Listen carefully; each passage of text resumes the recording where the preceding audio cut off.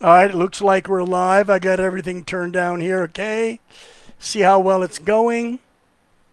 Have I got a show today? Hey guys, hi, Max here.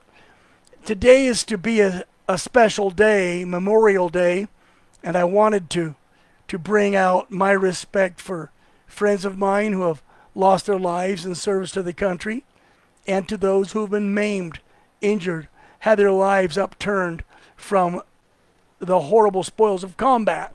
But that's not what I'm talking about today. I'm going to talk about something new that just happened.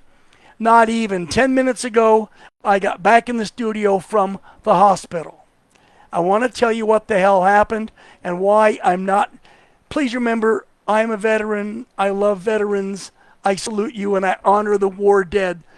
Here's what happened. I have a blood clotting issue, and my left foot and left leg were not behaving properly. I spoke with some fine young people at the VA on the phone because my local VA hospital is largely, not totally, largely closed on holidays. Well, the young lady on the phone said, you need to go to your nearest civilian hospital. The VA is going to pay it. That's not a problem. We got to get you made well. Now, isn't that a terrific idea? Thank you, President Donald Trump, in his first presidency for making it possible. Well, it's not as fine as it could have been. Let me tell you what happened. No, nothing on Donald Trump. The man did right. I got in my car. I went to a big hospital in town here, and I walked in the door with my cane, which is a new thing, and I checked in at the window. No trouble checking in. Very eager to get my information and details. I gave it to him. It took about 5 minutes. So it's 5:02, and I'm sitting down in the lobby waiting to be seen. And I'm waiting. And I'm waiting. Now it's about 5:42, and they take me back to a treatment room. And I'm supposed to take off my pants and put on this gown so they can do a scan of my blood clots. I'll go with that. I said, it'll be here, guys. It'll be here. I said, okay. So I'm laying back on this gurney in this hospital gown. They call it a dickie, I think. And my socks are off. My trousers are off. This room is a frickin' refrigerator.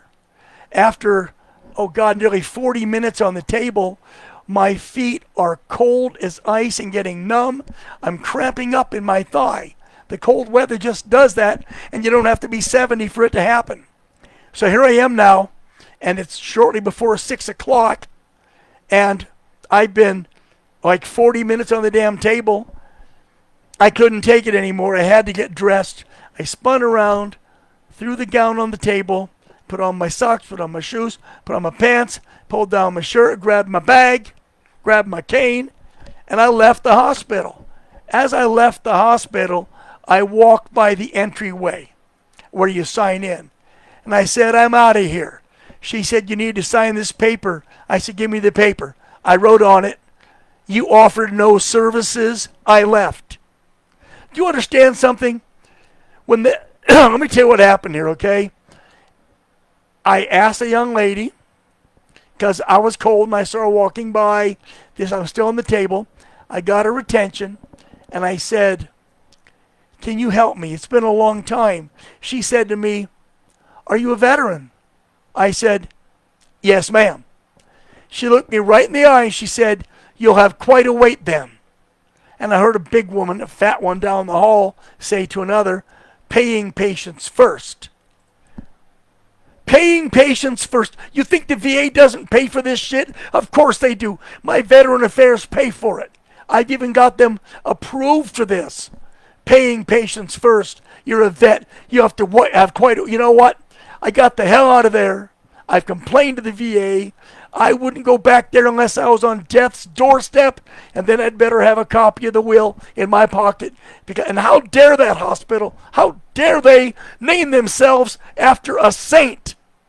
Good God Almighty. A Catholic hospital? I doubt it. A sainted hospital? I doubt it. These are the same bastards who shut down entire wings and supported the COVID hysteria. Fired nurses who refused to get that horrible chemical concoction injected into their body. Why did I go? I went because a trauma nurse of the VA thought it might be a good idea. As a retired physician, I agree with her. Let's check and see if I have a clot issue, if I'm in danger of an embolism. The problem is, that's not happening here. Tomorrow's another day. It's not a holiday. I'll take care of it tomorrow at the hospital, the VA hospital, where they'll do it without me waiting, freezing my ass off. I mean, come on, paying patients first? I'm afraid to name this hospital for fear that they might sue me. Of course, if they sue me, you can't get blood out of a rock, right? Sorry, bastards. Okay, let me get that out of the way, and let's do a Memorial Day salute, shall we? Seriously. I wrote it. I should do it. First, I'm going to get a drink of Coca-Cola. Sorry, Pepsi-Cola. Love this stuff. God, I needed that. Oh, I needed that. All right, here we go. Let's do some fun reading, shall we? And while we do the fun reading, let's go all the way here. Let's put some light on the subject. My favorite red blinking light. Yeah, okay. Saint whatever. Ugh. Okay. Today is May the 26th, 2025, Memorial Day, remembering those who died in our behalf. Now, the U.S. enjoys a rather dubious distinction, and that is that we've continuously waged war for over 200 years. Through the centuries, young men and women have lost their lives in the service of this country. We have fought against England. We fought Mexico, Spain. Hell, we fought Germany twice.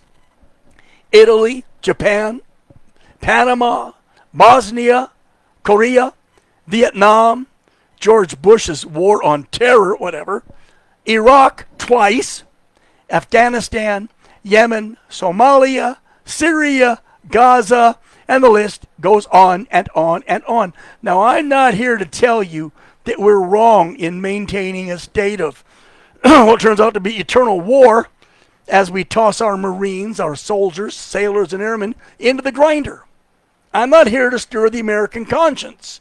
It's up to you. So adept at waging war that our single industry, largest industry in export in America, after propaganda, is the military-industrial complex. The guys who make everything from toothpaste to atomic bombs. And when we're fighting in wars, they're getting rich. No, I'm here for a different reason. I want to ask you, please, to pray for those who have been killed. Pray for those who have been maimed, crippled, disfigured. Pray for all of those whose lives have been forever upended by war in service to their country.